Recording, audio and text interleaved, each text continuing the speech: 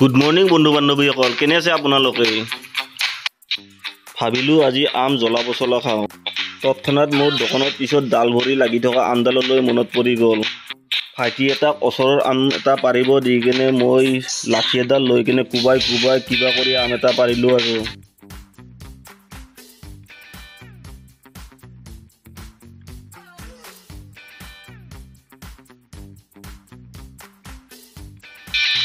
আনিয়ে তাক অপাৰেশ্যন মানে কাটিবলৈ ল'লোঁ।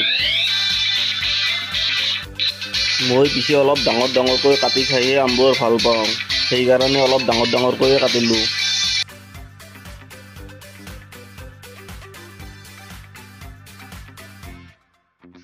আৰু ৰাতিপুৱা টিঙনা ঘৰত সহজ হ'বৰ বাবে নিমখ জলকীয়া অলপ বেছিকৈ দি দিলোঁ, মানে ঠিকছে খালোঁ আৰু।